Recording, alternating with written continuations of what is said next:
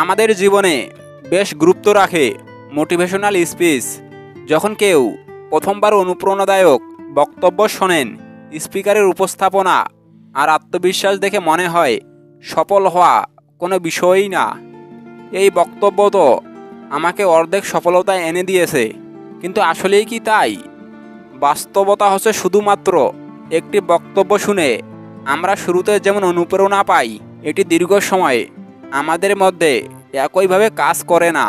1 ঘন্টার একটি বক্তব্য অনেক সময়ই আমাদের জীবন পাল্টে দিতে খুব বেশি ভূমিকাও রাখে না, কারণ আমরা সাধারণত মোটিভেশনাল স্পিকারের বক্তব্য বা তার লেখা কোনো বই পড়ে মোটিভেশন পাওয়ার চেষ্টা করি, কিন্তু লক্ষ্য অর্জনের সুনির্দিষ্ট পরিকল্পনার অভাবে সফল হওয়ার সেই চেষ্টা মাঝপথেই ব্যর্থ হতে পারে। দেখা যায় বক্তব্য শোনার পরের দিন থেকেই জীবনযাপনের অনেক কিছুই পাল্টে ফেলেন, তবে এটা 2-1 দিন বা 2-1 সপ্তাহের মধ্যেই আবার আগের রুটিনেই ফিরে আসেন।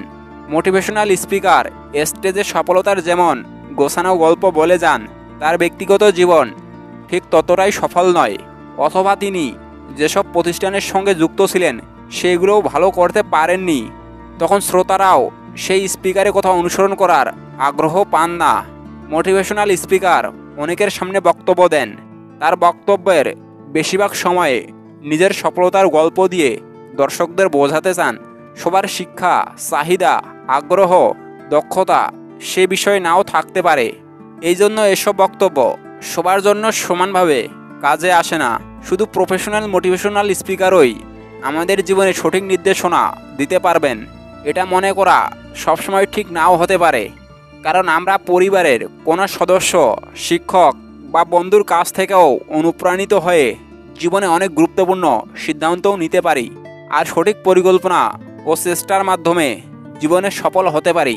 তবে সব কিছুর জন্য প্রয়োজন সুস্থ থাকা, কাজ করার মানসিকতা ও স্বপ্ন দেখতে পারা। প্রথম চেষ্টায় সব কাজে আমরা সফল নাও হতে পারি। মনোবল ঠিক রেখে নতুন করে শুরু করতে সবথেকে বেশি প্রয়োজন সেলফ মোটিভেশন।